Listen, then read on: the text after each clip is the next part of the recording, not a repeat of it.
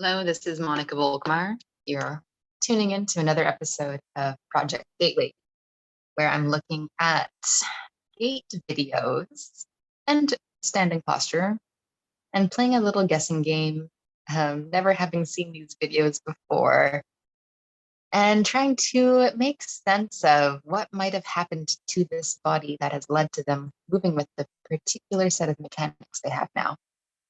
I'm having fun with it. I hope you are too. And if this is your first time tuning in, what we're doing is starting with some static posture, kind of using the anatomy and motion method to do it, which is the lens through which I see things. And then from our static posture, we're going to look at how that posture is moving dynamically through each phase of gait. So let's meet today's model, Tim. Tim is an anatomy and motion student himself. I've worked with him once, so I have to state my biases that I have had some experience working with his body. However, I have completely forgotten everything about his injury history, so this is good. I want to come in from a place of not knowing what to expect. I think I haven't actually watched his video or looked at him since that last time we worked together, which must have been almost half a year ago at least. So there's a fair amount of forgetting happening here. And I'm going to go in not having reread any notes about what we did in our session together. So just stating that right off the bat, so you know I have a little bit of experience with Tim, but I'm trying not to bring it into the present moment. Let's take a look at how Tim is standing and see what stands out. First thing I'm noticing is his right foot and his right shoulder.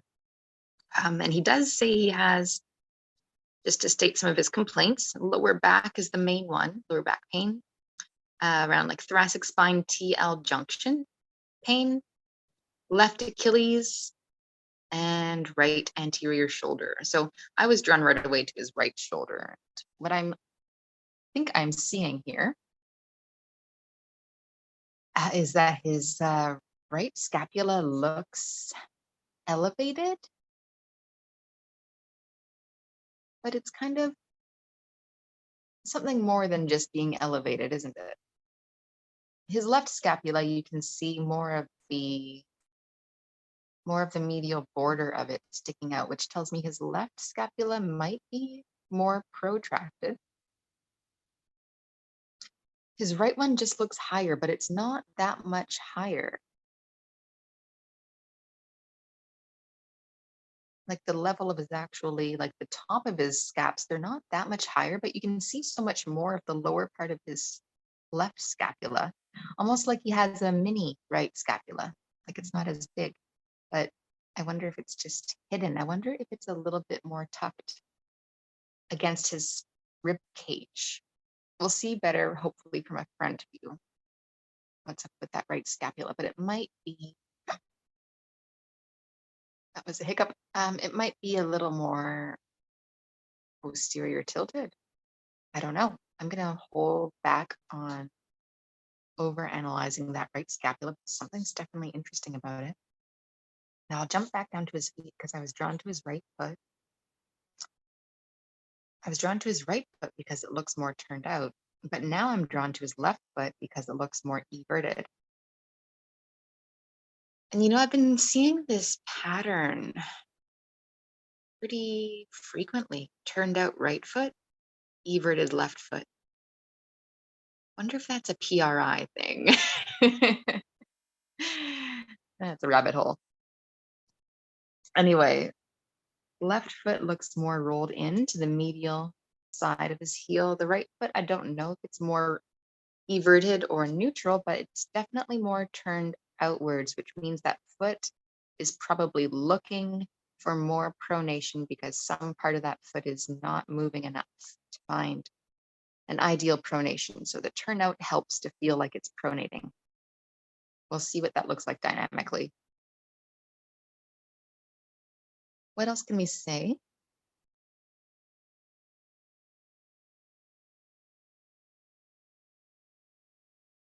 I'm looking at the space between his arms and his body, and it looks relatively similar.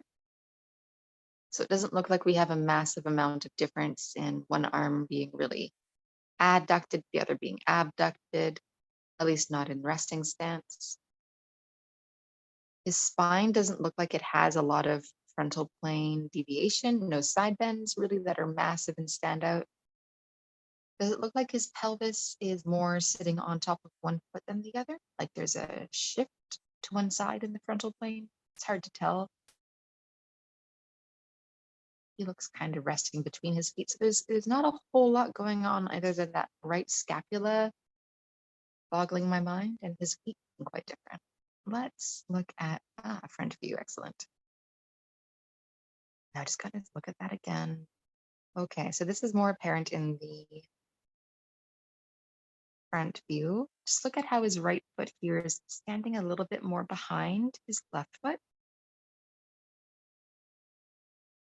In this picture, though, his right foot's more in front of his left foot. Okay, so I don't know if we can make that into a thing. Let's not really worry about where his feet are next to each other.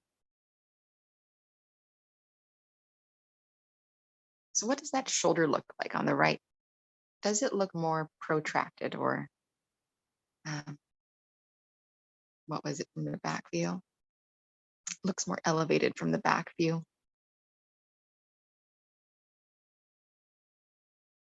From the front view, yeah, that clavicle looks a little higher than the left one. It looks like his arm is sitting a bit more forward. So we could have a little bit more of a protraction. However, from the back view, yeah, it's really tough to say from the back view, for me anyway, if that left scap looks protracted more than the left one. He does seem to have a very flat thoracic spine. We'll see from a side view what his spinal curve looks like in the sagittal plane, but let's keep looking at these shoulders for a sec. Now I do have the sense of just a little bit of some kind of rotation in his rib cage.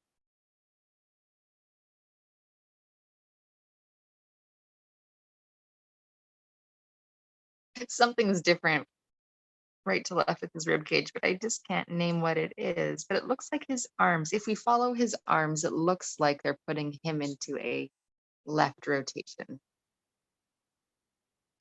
Because you can see his right arm sitting a bit more anterior, like his right arm is swinging forward, and that would rotate his rib cage to the left. Is that happening? Does it look like that in the back view?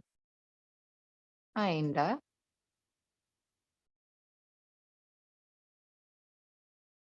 And it does look from the front view a little more like there's a tiny lean to the left through his spine.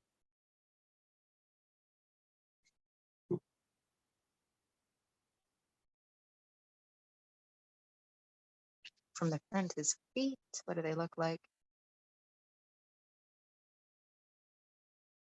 Well, I can see differences in his toes.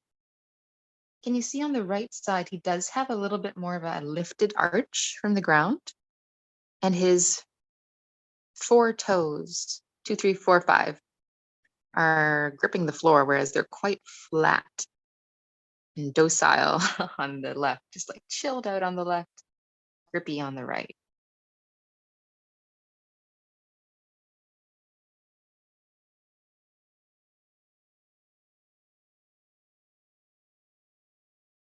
Now, from the front view, if I had to choose which foot it looks like his pelvis is sitting over, I would say it looks like his pelvis is slightly more on top of his right foot, pelvis shift to the right, with a slight lean in his body to the left. So a bit of a like a counterbalancing of his torso leaning left with his pelvis over his right foot. That's really minuscule, but one thing that Gary Ward often says is that even a millimeter of something being not centered can make a big difference.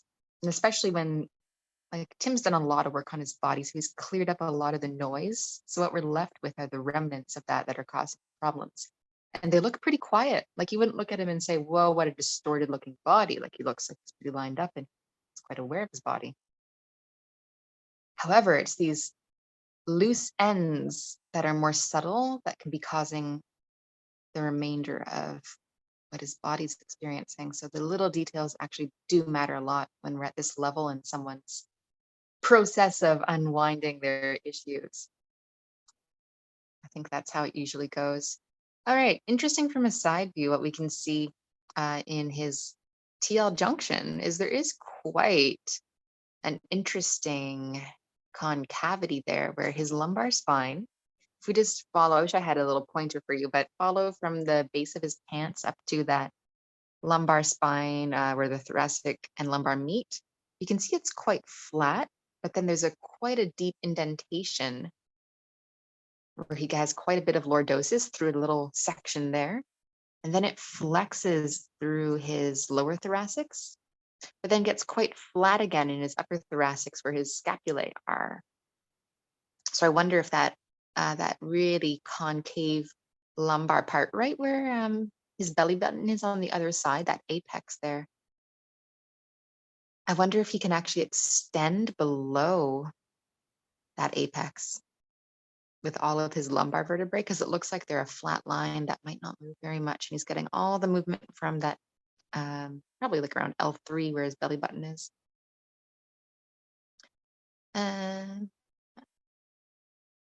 Oops, wrong person. Other side view. Okay, so this is actually where the side views help us see the rotation in his spine potentially. So on this right side view, you can see kind of the other side of his chest, whereas from left side view, you can only see the left side of his chest. So actually that's kind of interesting because it looks like his rib cage is rotated towards us here in this picture, more of a right rotation of the rib cage. However, remember how here it looks like his right arm's more forward. So if you have a right arm that's more forward, you can do this because this might tell us a lot about his shoulder discomfort. Put your right arm forwards of your body, flex your shoulder, and then rotate your rib cage towards your right arm, so right rotation. And can you feel how that gets quite pinchy and uncomfortable in your anterior right shoulder? That closes the space there that will internally rotate the shoulder joint. And when the shoulder joint internally rotates, it should start to extend behind you, not flex in front of you. So I wonder why his arm's in front of him and yet his rib cage is rotated towards that arm. That is interesting. Tim, what happened there? Was there actually an accident in that shoulder? Or is your arm swinging like that forwards more because you're trying to get your rib cage out of that right rotation, get to the left, but it's not going, causing some issues there. So right off the bat, I want to know what's holding his rib cage to the right or what's holding his arm forward. Anything else from the side view? He looks to be stacked up pretty well, like his pelvis is right underneath his head. He's not really shifted forwards or backwards. Probably a person who pays a lot of awareness to how he's standing and sitting. Like a bit of a forward head kind of thing, but nothing too crazy. It looks like he's in a bit of a posterior tilt with his pelvis.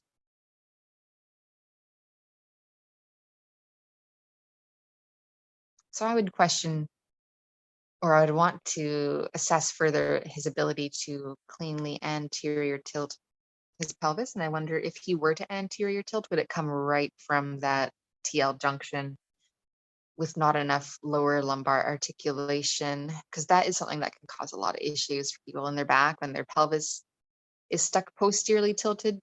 And when they try to anterior tilt, it just comes from one section of their lumbar. That's the most mobile, and then it starts to be not comfortable over time, hinging off that one point. So with that's probably enough to look at. Let's watch his video.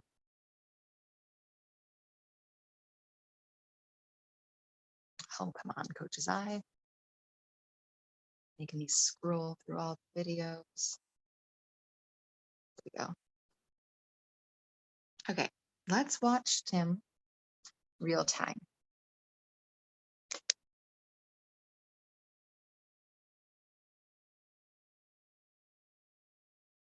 You can see that right rotation in his rib cage.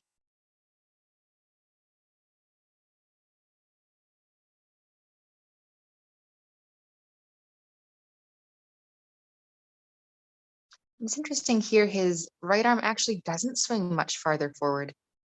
His right arm looks like it extends back farther actually than his left one, which is not what I was expecting based on his standing position. So that's interesting. I'm gonna watch his feet. Yeah, look at that left foot. It does evert quite a bit more than his right foot.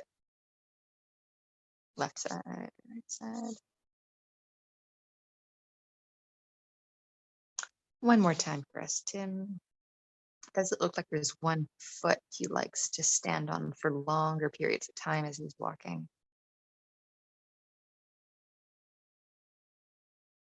Hard to say.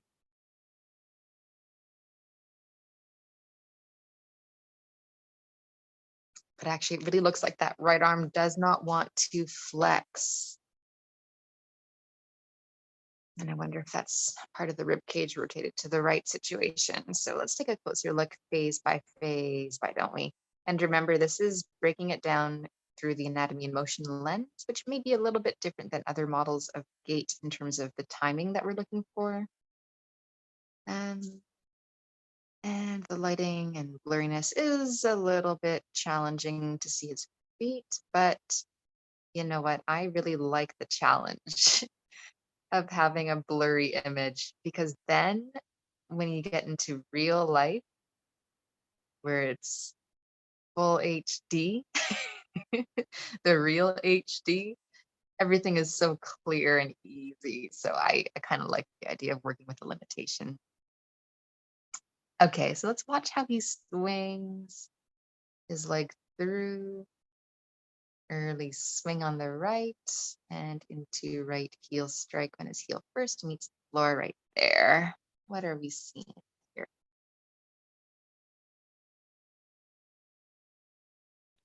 So I'm noticing just based on the fast speed or the normal speed video, this arm does not look like it's extending that far behind him.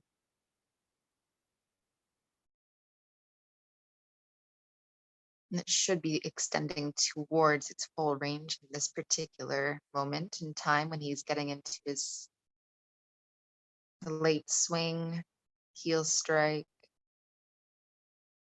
It doesn't look like that arm just, yeah, it doesn't really look like it's going as far as it could. The quality of that heel strike is questionable to me. I don't know if it's really getting onto the posterior lateral aspect of his calcaneus like we'd like to see it. And he does have a little bit of that external rotation, his feet pointing out or his foot pointing out to the side just a little bit. As he's swinging his leg through, does it look like his pelvis shifts to the right? I don't think, no. It looks like more than a shift to the right. We see, I don't know what we see yet. We'll have to compare to the other side to really be sure. So let's keep him moving. Go into your pronation, Tim. So we're going to watch for when the front foot stops pronating. Really, we're looking for the moment the big toe gets onto the ground fully on the front foot. Can't see the big toe, but we can see when the foot seems to stop its pronation movement. So I'm going to say right about there. Looks like it. Okay, what do we see here? We see this arm is still quite behind him as it started swinging forward. What we want is in the beginnings of this pronation of the foot for the same side, the arm to be swinging forward, so flexing the GH. Is it flexing or is it still, yeah, it's still kind of lagging behind him. Oh, it starts going forward a little bit. We'll have to compare that to the other side. But we know there's something going on in terms of this arm with not really flexing as cleanly when he's walking.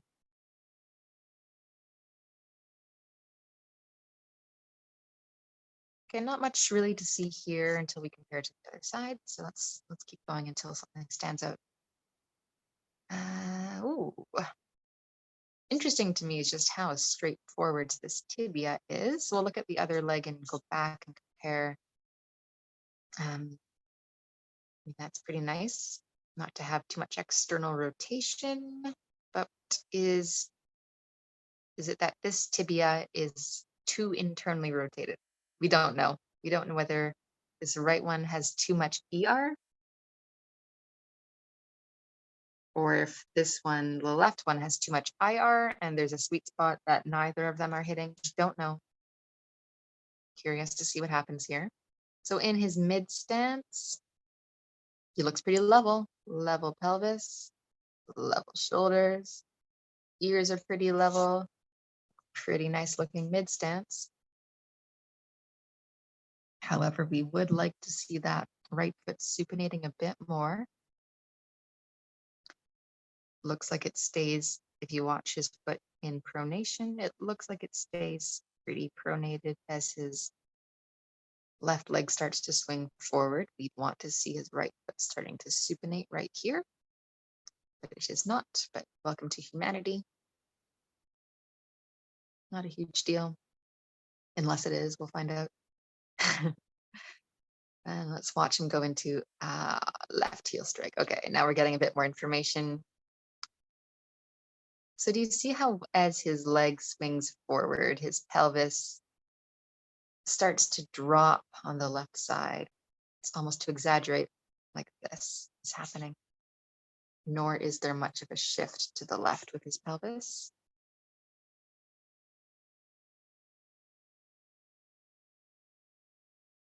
But we do see a pretty big, look at the creases in his shirt here and how they run on this oblique angle. So it looks like he does start to kind of side bend. I would say more so than a rotation, bit of a side bend. And you can look at this shoulder and how it moves as he swings his leg through. You see it going out to the side a little bit and possibly protracting forward a little bit, because we know this arm doesn't really flex super well. So that's not a clean flexion of his arm. We'll look on the other side to compare the quality of shoulder flexion, but to me that looks like a little bit of a throw around with his arm, not a clean flexion. So his shoulder and his upper body are getting into a bit of a supportive role, getting him onto his left leg, but I don't see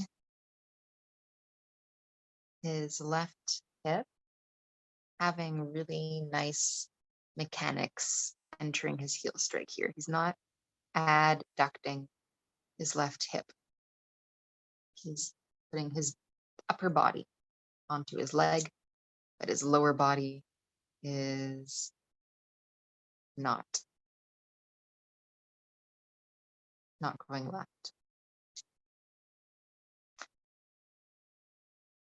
Now he does have some left Achilles discomfort in his complaints list. So if there is any discomfort there, I don't know how long standing that's been, then that would be one reason why you would want to put your pelvis over there. And it does look like this heel strike, his foot looks to be more inverted, more tipped medially. The left inverted foot. I wonder if he can supinate his left foot.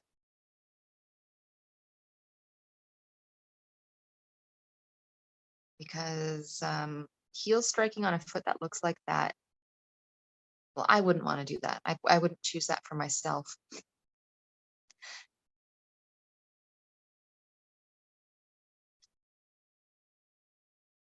So to me, one place I would want to start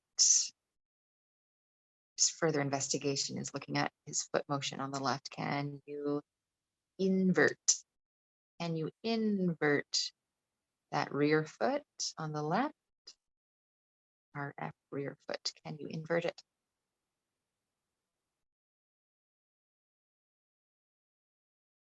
And we noticed his arch on the left foot as well was a bit more flat from his static posture. So not only invert the rear foot, but get the opposition in the forefoot eversion in the forefoot to keep his first met on the ground and help him form that arch medially and transverse arch. Can you find opposition in your foot motion on the left? And if you're wondering what do you mean by opposition in the foot, I strongly encourage you to study the anatomy and motion, closed chain, lower body mechanics course. And Gary Ward gets all up into foot mechanics, pronation and supination in 3 planes, and you'll see in much better depth what I mean by foot opposition. All right. So let's keep him going. Ooh, this is interesting here. So this is where the stuff shows up for us. So he lands in his heel strike, pretty everted on his calcaneus, which one would expect would bend his knee more. And it looks to be kind of bent and kind of starting to lean in on a valgus angle in his tibia. Now watch what happens. Ooh. To me, it looks like that foot just goes even more into a eversion. It goes already pretty everted in strike. And then it just goes really quickly. The forefoot slaps down pretty fast. And he's in quite an everted foot.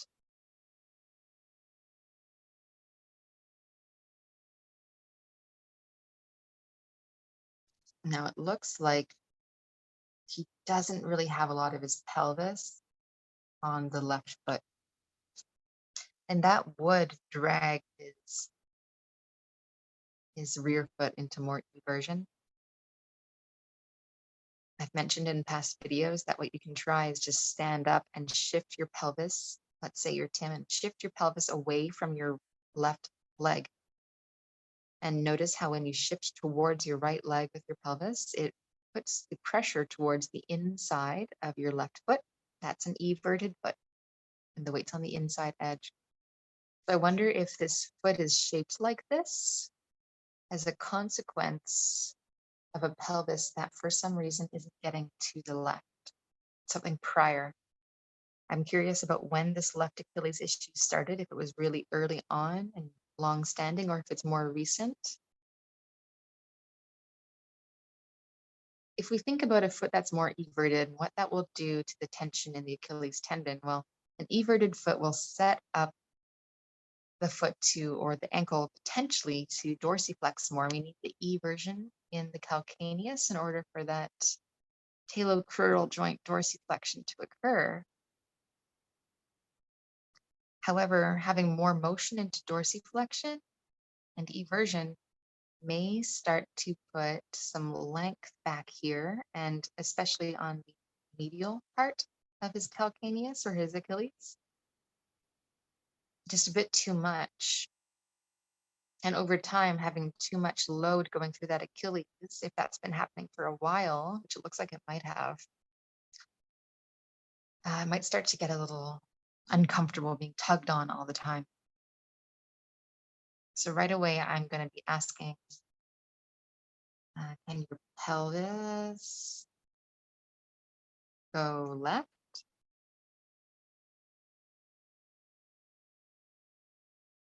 Shift. And can your left foot, not foot, supinate? And there's a particular phase in gait when the pelvis does do a shift to the left and the left foot is supinating. And do you know which phase of gait that is? That is a left heel strike. In a left heel strike, we need both of those things to happen, as well as a left hip adduction.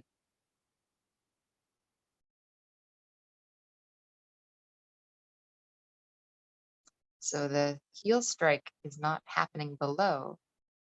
And it looks like his upper body is using a strategy. Well, I'm going to lean you this way. and I'm going to swing my arm to get me to the left. This here ain't working out so well. Let's see what happens when he goes into a mid stance on the left. Watch if his left foot supinates. Not really. And we can see his heel lifting up off the floor pretty quickly there. Wonder if that was happening on the other side. I didn't clock it, so I don't know if it did. But it looks like he's starting to plantar flex pretty quickly, which again, that might be one correlation, or I don't want to say it's a causation, but it's definitely a finding of interest to an area that he has a complaint about. So what was I going to look at? Oh, yes. So here's his right foot pronation, and look at him going into a mid stance, and see, does his heel start to lift off pretty early? Not as much. This heel stays down quite a bit longer, which just tells us he's a bit more grounded down into that foot. Doesn't plantar flex his ankle as quickly to get off of that foot. He stays in it longer, and it starts to lift around here, which is fine. When this leg starts to swing forward, left leg swings forward, that should start to lift the heel off the ground back here. That's happening. That's great. However, I just don't like the quality of that landing into that left foot. It looks too collapsy.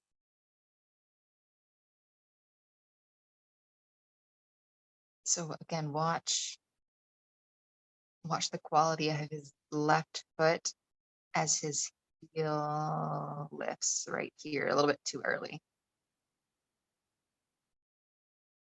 Subtle, but that shadowing under his heel. Just plantar flexing too quickly, like he really wants to get off of that foot as fast as possible. I would too. If I was that foot, be like, don't you put your weight on me. All right, let's watch and see. I'm kind of back to the beginning.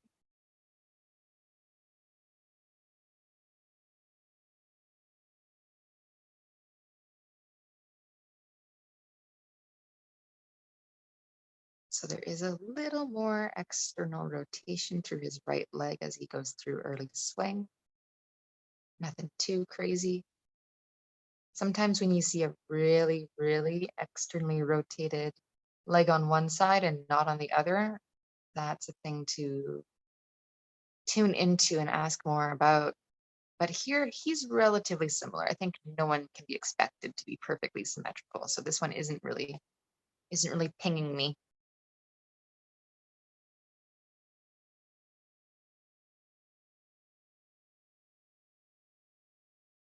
He does seem to lean his body quite a bit into his right leg as well. But that left side, you see the amount of lines in his shirt, left leg swinging forward. And now watch the lines in his shirt, right leg swinging forward. Look how quiet that is in his shirt compared to here. So there's a lot more bending going through his spine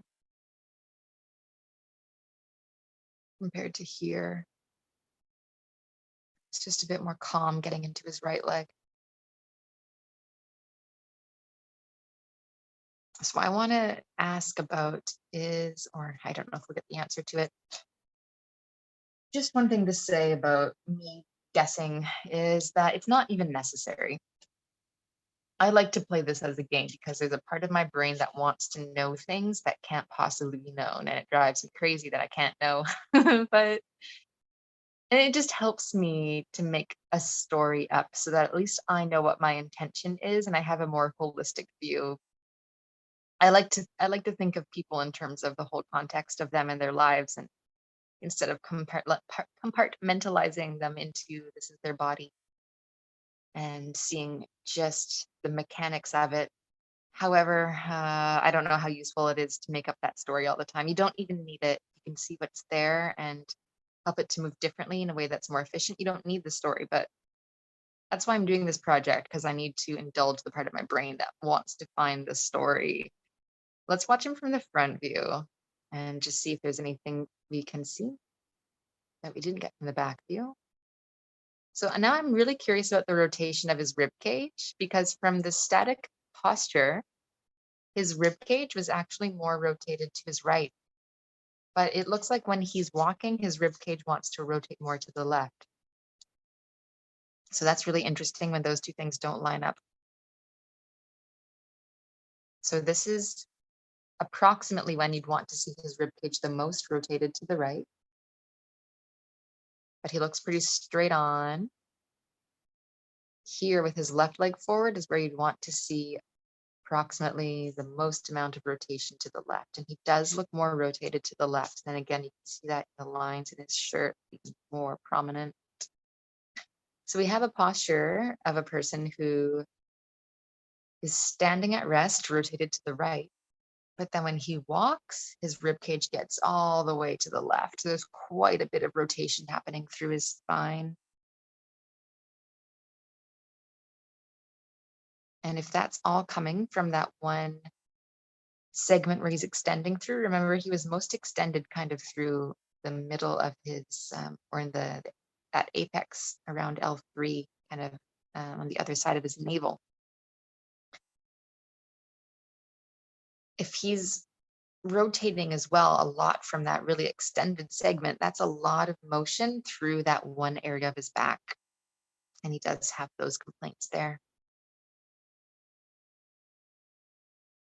So there's probably some sagittal plane stuff with his spine to reorganize, like getting his lower lumbars to articulate better into extension and flexion. But also if this rotational thing is going on at the same time, that's a big piece of it in my mind. And I wonder how much of that is to do with this left foot or something in this left leg that seems untrustworthy for him to commit to. So he's having to do this big left rotation. And without knowing if anything actually happened to this shoulder, I would guess that that shoulder might be helping him to get to his left leg. And it might not be originally any kind of accident or injury specifically, but a strategy long-term that's now starting to irritate his anterior shoulder. I think it's fascinating when you see a difference between how they're standing and then the completely opposite thing happening when they're walking that you'd expect, at least for me.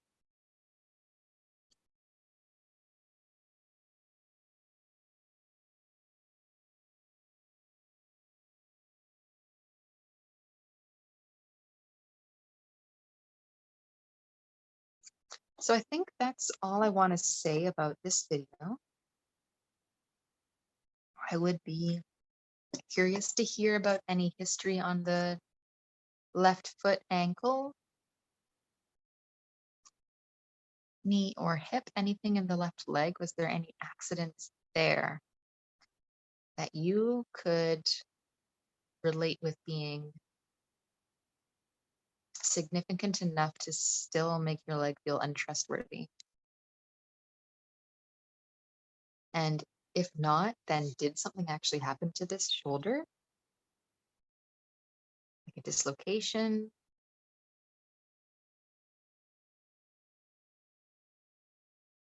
And if this shoulder was dislocated, what we might be seeing, if it wants to hold itself really quiet and protected, then we might be seeing a body that's rotating a lot to throw the arm because the arm can't move enough. Don't know. But this would be my first guess, that there's something up with his left leg that is causing this to have to move the way it does as a strategy. But could also be something happening. Like I always forget that tons of people have had abdominal surgeries and appendix removed, and that they get kind of stuck down into their right side with scar tissue that isn't really pliable anymore. So their body gets more stuck to the right. want to go down the whole PRI rabbit hole of being lateralized more to the right, just as an innate human thing.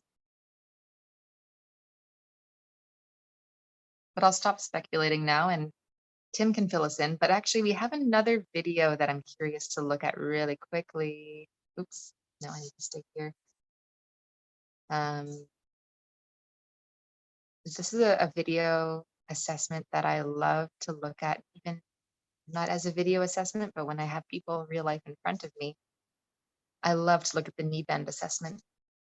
So let's look at this. Tim is just bending his knee.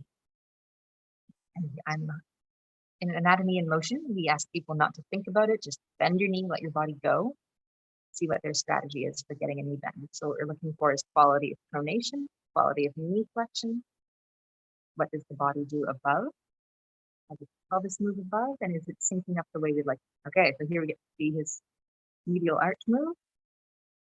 Or not, whatever the case may be. Looks like he's got a little bit of movement in his arch. His heel stays on the ground. I'm curious to see his left side now. Ooh, back view, awesome.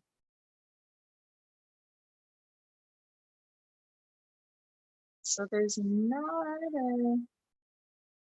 little bit of like a space under here. So he is getting a bit of inversion in his calcaneus. Let's see this side. Which view are you gonna get? There we go. You can see it looks like his pinky toe doesn't stay in contact with the ground, that thick metatarsal. And just a lot more look like his knee goes in. The valgus here. So this is where we can see his heel. Yeah, his heel lifting off quite quickly.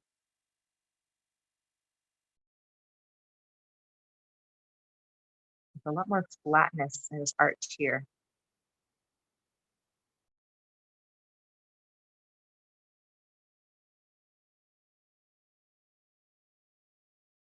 Quite a bit more of an everted foot shape on this side.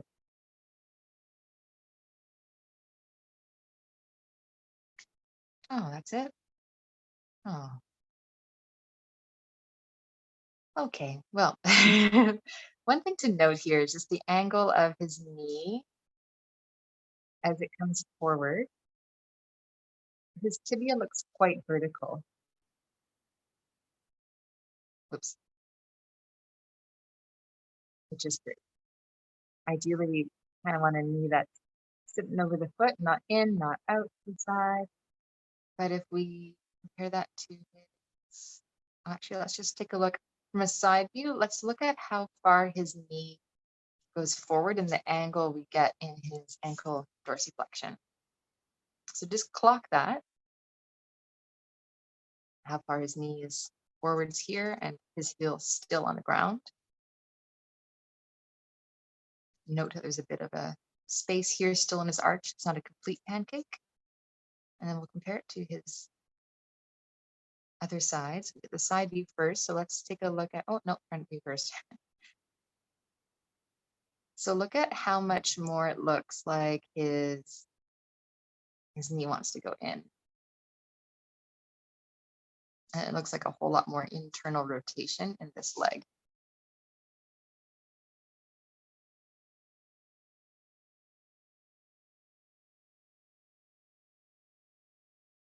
You just see the pelvis getting pushed into that right rotation a lot more as well, which is what should happen, but it looks like it's happening a lot more than on the other side. We'll go back and watch that. There's almost too much of a transverse plane reaction to that. Now we'll pause it and look at how far his knee gets. So to me, what this looks like, if we stop him when his heel is still on the ground, because after his heel lifts, he's no longer dorsiflexing through his ankle, which I think is important to note. Even if you can get your knee really far forward, but you have space under your heel, that's no longer coming from your ankle. That's more of just everything shifting forward, taking your heel along with it. So dorsiflexion stops when heel lift begins. Let's find that point for him. Getting there, getting closer. Getting closer. Right there. So we can see right about here, heel starts to lift up.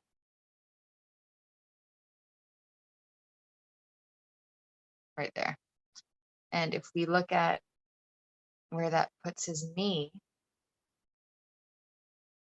relative to the rest of him, come on, things in the way. His knee isn't flexing as far as it was on his other side, and this angle of dorsiflexion is not as good. So I wonder if the tension or I don't know if it's tension that he's feeling, he's got discomfort in his Achilles. I wonder if that's more from the frontal plane, the E version,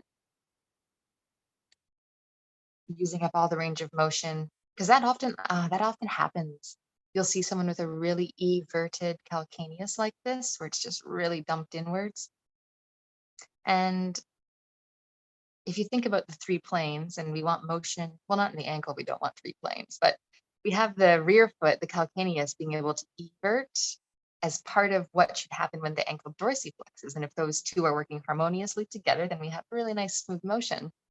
However, he's getting looks like a lot of calcaneal eversion and not enough TCJ dorsiflexion. So those two joints are not communicating well with each other. It's too much of this and not enough of that, not enough dorsiflexion, because I think if we got his calcaneus to sit instead of being everted, like rolled really, and we got it instead to sit a little bit more upright, then he'd be able to probably find a better pathway for this dorsiflexion.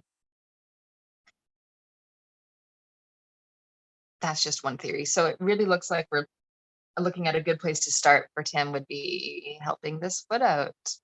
That was cool. I personally, this is one of my favorite assessments to do. And it's so simple. You just say to the person, hey, bend your knee, and you observe what they do. And if you know what you're looking for, it can give you quite a bit of information. Okay, I think we'll end there. Thanks, Tim, for submitting your video. Or rather not submitting, but me saying, hey, can I use your video? And you agreeing to let me. Thank you. Appreciate it. Please, if you could fill us in on your history and any other relevant bits and bobs that you think would be helpful for people to hear based on this analysis, write them in the comments, Tim, please. And then we can all see. And for those of you watching, any comments, questions, observations, put them in the comments as well, so we can all learn together from each other. Thanks for tuning in for another episode of Project GaitWay. I'll be back again, I'm sure, with another video. I hope these are useful and entertaining, and I look forward to hearing from you about it. Have an awesome day.